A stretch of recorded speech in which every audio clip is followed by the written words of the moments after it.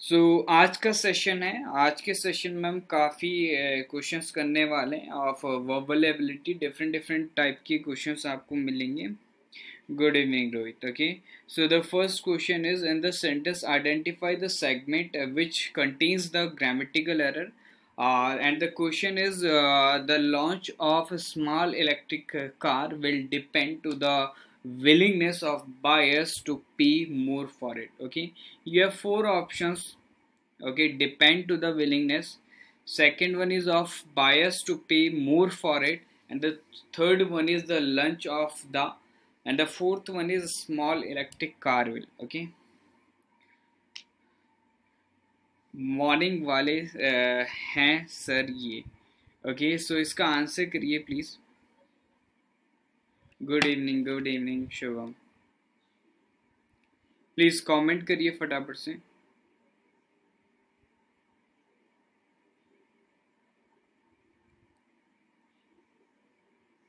Sixty seconds है।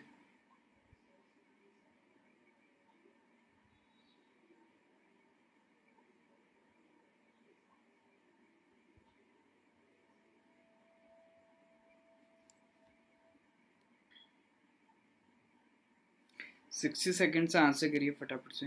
The launch of the small electric car will depend to the willingness of the buyers to pay more for it.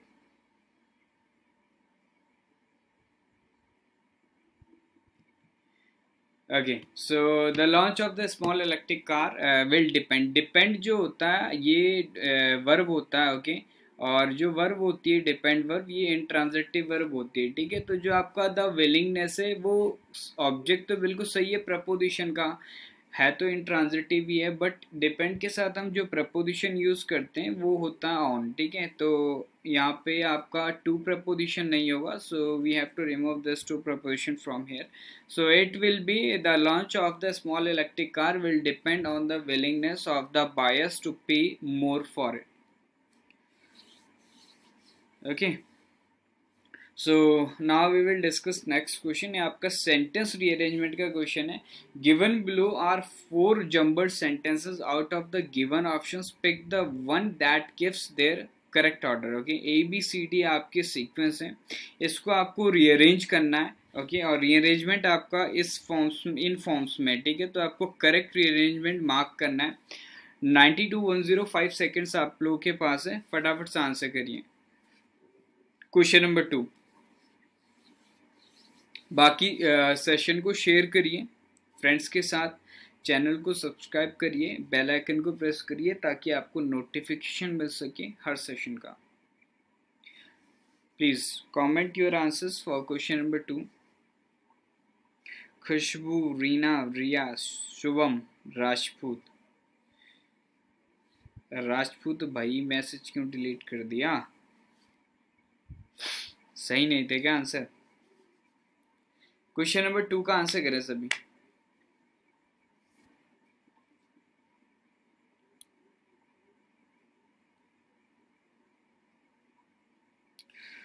Reena Kamli with B,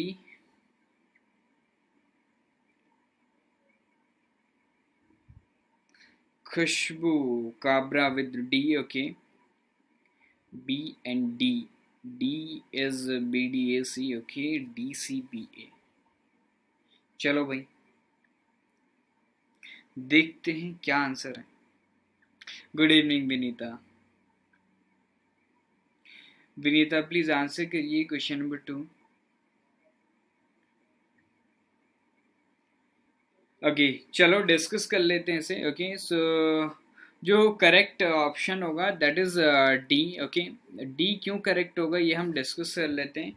खुशबू का correct था। Okay, and कौन, Shreshtha Shah is also correct. Okay, Shubham B नहीं होगा भाई, D will be the correct answer. कैसे ये हम discuss करते हैं। ओके, दोनों ही डिस्कस कर लेंगे, B भी डिस्कस कर लेंगे, D भी। ओके, तो यहाँ पे देखो लिखा हुआ, अगर हम B से स्टार्ट करते हैं, शुभम एंड किसका था, रीना। ओके, तो अगर हम D से स्टार्ट करते हैं तो ये देखो इधर लिखा we visited numerous temples that day. अगर हमने दैट लिखा हुआ है इट मीन्स इस डे का मेंशन कहीं ना कहीं होना चाहिए। ठीक है, तो डी से स्टार्टिंग हो ही नहीं सकता। ओके, दैट डे हम कह रहे हैं, उस दिन कह रहे हैं, तो मतलब हम दिन को हमने पहले मेंशन करा होगा कभी ना कभी, तभी तो हम कह रहे हैं उस दिन। तो उस दिन से तो हम स्टार्ट करेंगे नहीं, तो डी से कभी भी स्टार्टिंग नहीं होगा इसका। ओके, इसका जो स्टार्टिंग होगा वो बी से होगा। देखो यहाँ पे लिखा हुआ है when we arrived in Bangkok we took a tour of the city's famous Buddhist temples. और जब हम आए उस दिन की हम यहाँ पे बात कर रहे हैं, तो दैट डे रेफर कर रहा है किसको, जिस दिन हमने क्या करा, बुद्धिस्ट टेम्पल्स को विजिट करा। ओके, तो बी के बाद क्या होगा आपका, डी का सीक्वेंस बनेगा, और बी के बाद डी का सीक्वेंस बनेगा, then we will move to A but after a while.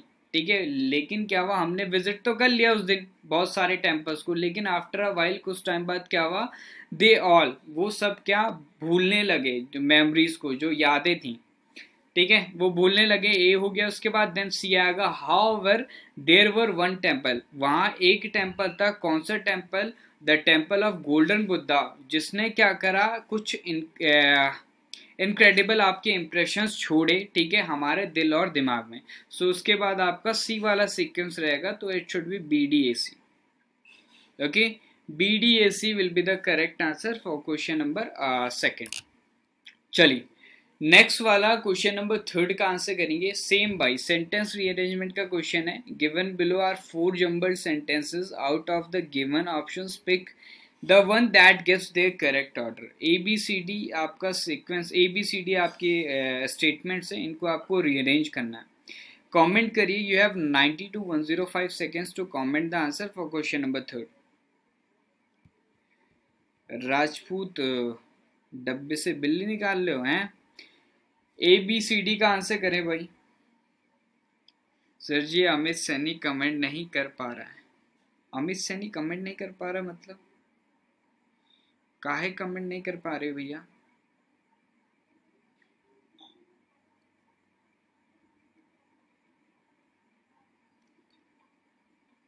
Comment करें श्रेष्ठा, विनीता, रोहित, खुशबू, रीना, रिया।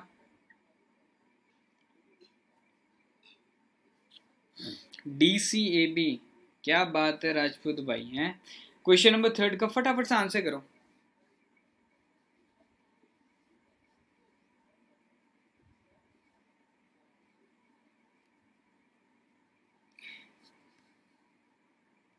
फिर से राजपूत वही मिस्टेक करा आपने जो सेकंड वाले में करा था मिस्टेक।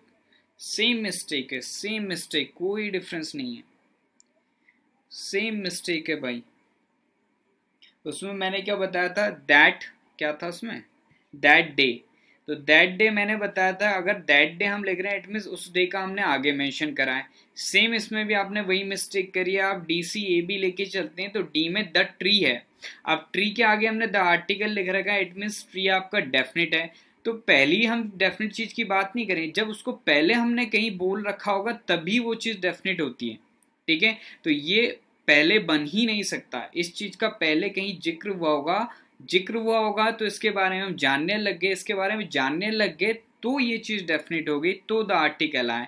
इससे पहले कहीं ना कहीं सेंटेंस में ट्री के साथ ए और एन आर्टिकल यूज हुआ होगा। उनको ब्लॉक किया है, नहीं हम ब्लॉक नहीं कर सकते किसी को, ब्लॉक करने का अथॉरिटी हमारे पास नहीं है रोहित। देखो यहाँ पे आपका ए वाला पहले आएगा, देखो इधर लिखा हुआ है एन आर्टिकल बिफोर ट्री, ठीक है। ट्री के लिए हमने क्या करेगा, एन आर्टिकल यूज करेगा, मतलब we are introducing tree, okay, for the first time. तो मतलब ए से आपका स्टार्टिंग होगा, there was an old tree in the centre of the village. उसके बाद आपका ट्री के हमने मेंशन कर दिया, तो अब ये ट्री डेफिनेट हो गया। तो सेकंड स्टेटमेंट में क्या होगा आपका, ट्री के आगे द आर्टिकल होना चाहिए, वो है आपका D. Children loved to play around the tree and pick delicious apples, ठीक है, ओके। तो बच्चे खेलते थे, और यही चीज के बारे में हमने बता रखा है बी में कि वहां क्या करते थे, बूढ़े बैठते भी थे। तो ऑल्सो हमने लगा रखा है सेट के साथ, इट मीन्स कोई एक्शन पहले भी हो रहा होगा, पहले बच्चों के खेलने का एक्शन बता रखा है, बाद में हमने क्या कर रखा है, ऑल्सो से बैठने का भी बता रखा है। तो बी वाला इसके बाद वाला सीक्वेंस होगा, और बी बाद में क्या बचा आपका, सी बचा, देन सी हो जाएगा। तो ये सीक्वेंस हो जाएगा आपका ADBC। ADBC आपका सिर्फ और सिर्फ ए में है। ओके सर, जी सर गलती से सीखना मिलता है ज़्यादा, क्या कह रहे हैं भाई? Can you please solve today's? Nikhil actually अभी हम ये डिस्कस कर रहे हैं, आप पहले बोलते तो हम वो क्वेश्चंस डिस्कस भी करते, बट अभी तो नहीं हो सकता, ठीक है, because we have to prepare these slides ताकि हम आप लोगों से डिस्कस कर सकें। Okay will try it in the next session. Okay Nikhil, I hope you will understand the situation. Okay, so answer will be option number A. It should be ADBC. चलिए, next question is select the correct passive form of the given sentence. Okay, the merchant took out the dead parrot from the cage. Please comment your answers. Passive voice बताना है आपको. Okay, the merchant took out the dead parrot from the cage.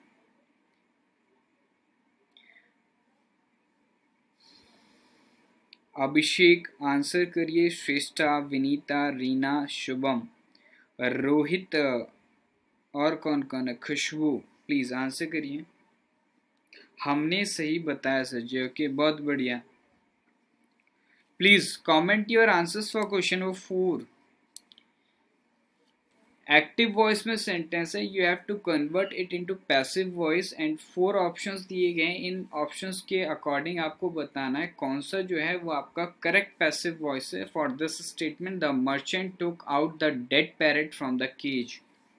Sheetal Sharma with D, Khushboo Kabra with D, Vinita with D. बहुत बढ़िया बहुत बढ़िया।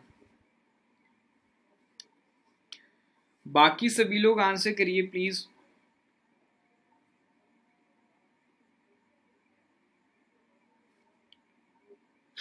Okay, so the statement is the merchant took out. The merchant is subject. Okay, active voice में जो merchant है वो आपका subject है. Then took out is a verb phrase. Okay, took out is a verb phrase.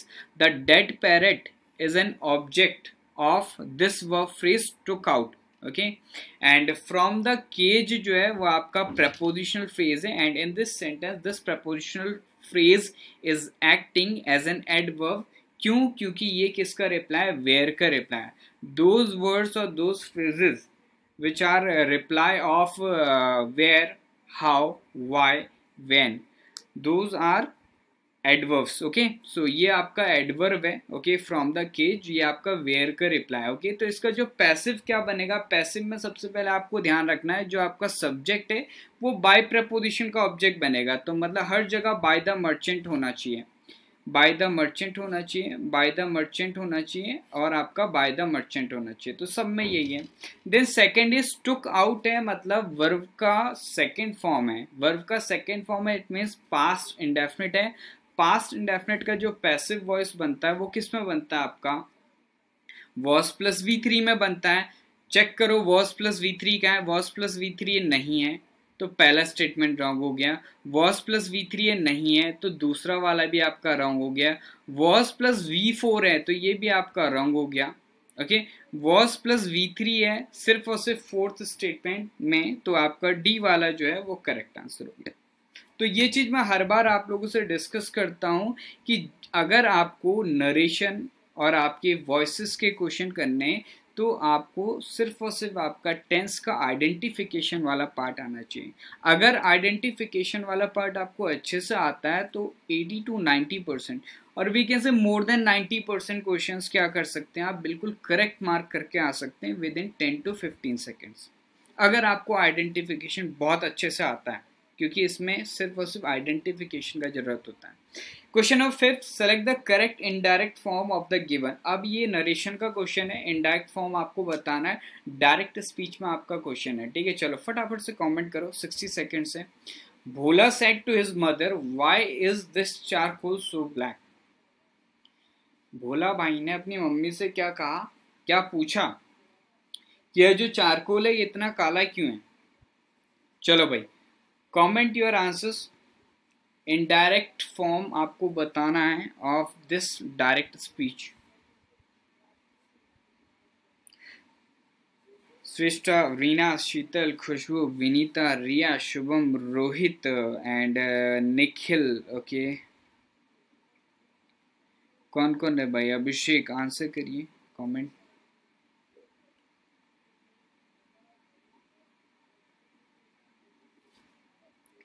Vinita with C. Okay, बहुत बढ़िया, सभी लोग आंसर करें। विनीता के आंसर्स बहुत सही आते हैं और सबसे पहले आते हैं भाई। सभी लोग ट्राई करें, ये अच्छे से आंसर करें, फास्ट आंसर करें। Reena Kamble with C. Okay, Sheetal, Khushboo, Shreshtha, answer करो भाई। Bhola asked his mother. Okay, तो भोला आपका क्या है? सब्जेक्ट है। ओके, सेट टू हमने लिखा है, तो सेट टू के बाद लिसनर है, तो इट मीन्स सेट टू आपका चेंज होगा। अच्छा, आगे इंटेरोगेटिव है, ये भी आपको ध्यान रखना है, तो सेट टू आस्क्ड में चेंज होगा। तो भोला आस्क्ड हिज मदर लिखा हुआ है, तो ये करेक्ट हो सकता है। भोला टोल्ड हिज मदर, तो ये तो भाई हो ही नहीं सकता। ओके, भोला आस्क्ड हिज मदर लिखा हुआ है इसमें भी, तो सी भी हो सकता है, डी भी हो सकता है, क्योंकि दोनों में, तीनों में क्या है? भोला आस्क्ड हिज मदर है। आगे बढ़े, आगे हमने देखा कॉमा है, तो कॉमास को हटा के क्या होगा आपका? कॉमास को हटा के क्या होगा आपका?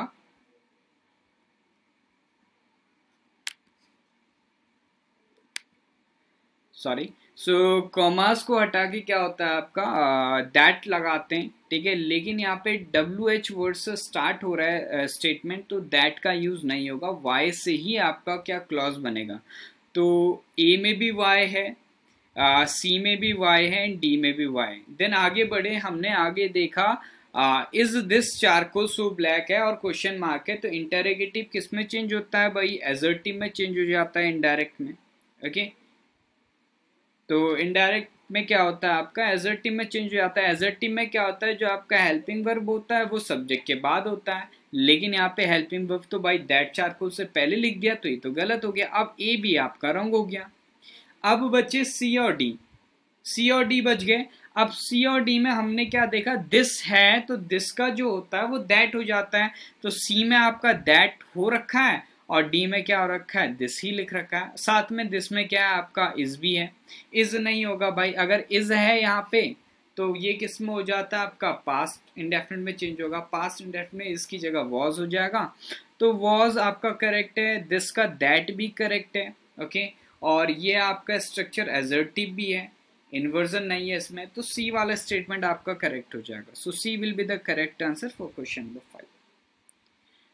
Now we will discuss question number 6. Select the most appropriate option to substitute the underlined segment in the given sentence. If there is no need to substitute it, select no improvement. ठीक है, ये आपका underlined sentence है, sorry underlined part है, ठीक है, segment है। Of visiting मैंने अंडरलाइन कर दिया है, ठीक है भाई, इसे ध्यान से देखना। ऑफ विजिटिंग को मैंने अंडरलाइन कर रखा, आपको बताना ऑफ विजिटिंग को चेंज कर सकते हैं। अगर चेंज कर सकते तो A, C, D चूज करो, और नहीं चेंज करना चाहिए, सही है तो बी ऑप्ट करो। ओके, चलो कमेंट करो 60 सेकेंड से फटाफट, और जिसको सेशन अच्छा लग रहा है लाइक भी करते रहो। ओके, सेशंस को लाइक करो, फ्रेंड्स के साथ शेयर करो फटाफट से।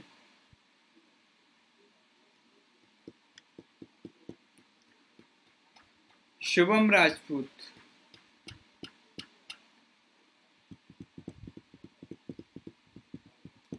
प्लीज कमेंट करिए। दे शुभम भाई कमेंट क्यों डिलीट कर देते हो?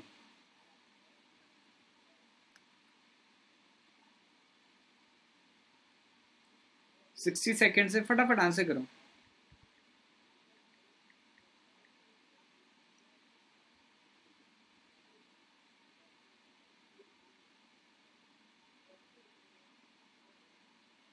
ओके, सो क्या हो जाएगा? They dissuaded me of visiting the war memorial but I really wanted to see it.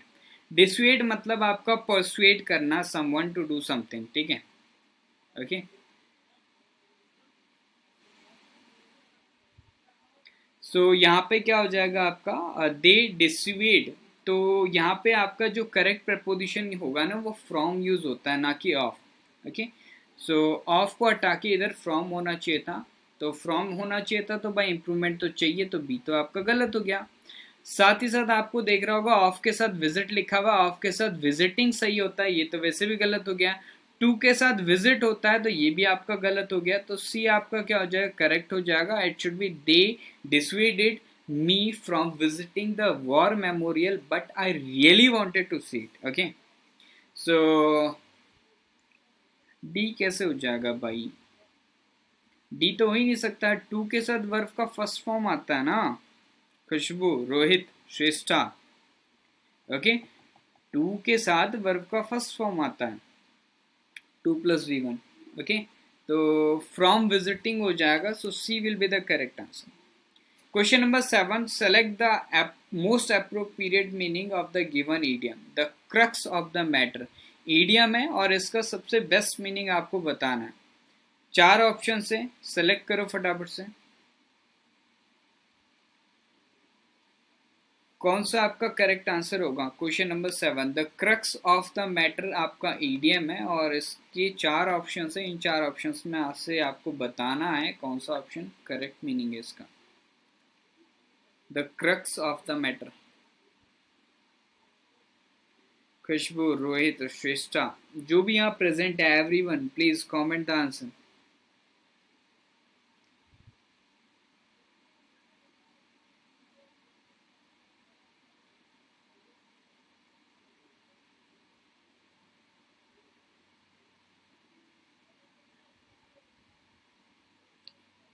Please comment your answers for question number 7. Deep Das is with C. Okay.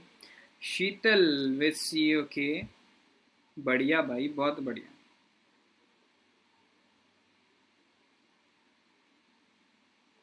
Shubham Rajput C. Vinita, बहुत बढ़िया। ठीक है, तो let me discuss it. The crux of the matter is the most important, we can say the most important central or fundamental essence or elements of an issue, या फिर problem, या फिर matter at hand. ठीक है, तो इसका मतलब होता है कि एक क्रिटिकल पॉइंट। ओके, तो C will be the correct answer for question number 7।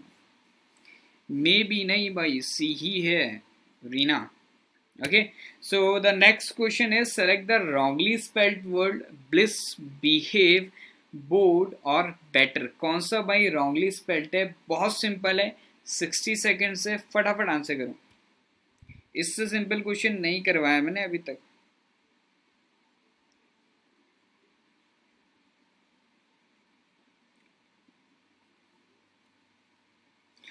फटाफट सभी लोग कमेंट करो, सबसे सिंपल क्वेश्चन है ये। Khushboo Kabra with B. Okay, Sheetal Sharma with B. Deep Das is also with B.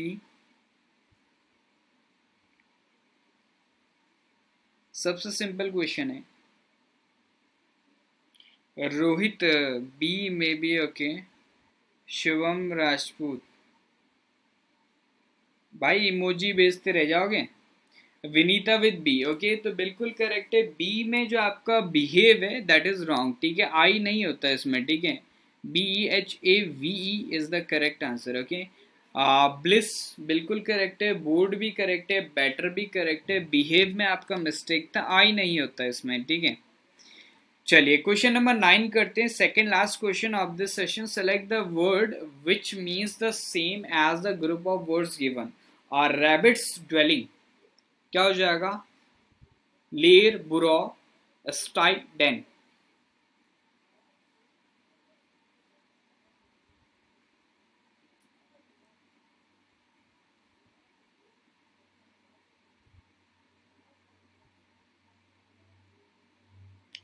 चलो भाई आंसर करो क्वेश्चन नंबर 9 का। और रैबिट्स ड्वेलिंग क्या हो जाएगा भाई,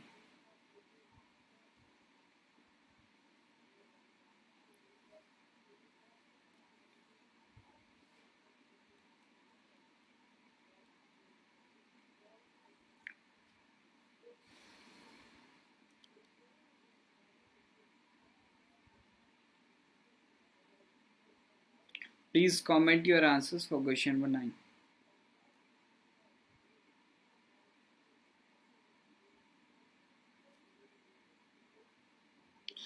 बी, ओके, बहुत बढ़िया। Rohit is with B.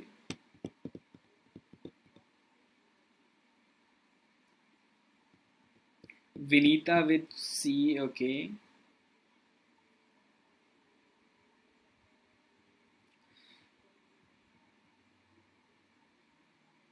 Okay, so lair is a place where a wild animal lives. Okay, and burrow is a hole, or we can say a tunnel dug by a small animal, especially a rabbit. Okay, so rabbit के द्वारा डग किया गया एक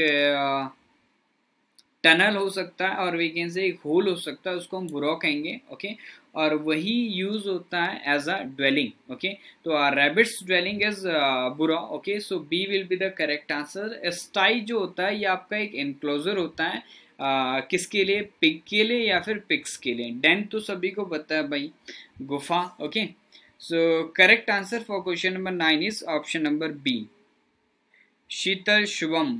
B होगा, Khushboo correct है, बहुत बढ़िया। Question number 10 and the last question of this session. Select the most appropriate meaning of the given idiom, four corners of the earth. Four options are there, एक चूज करो और इसका आंसर बताओ। Four corners of the earth, what will be the answer for question number 10?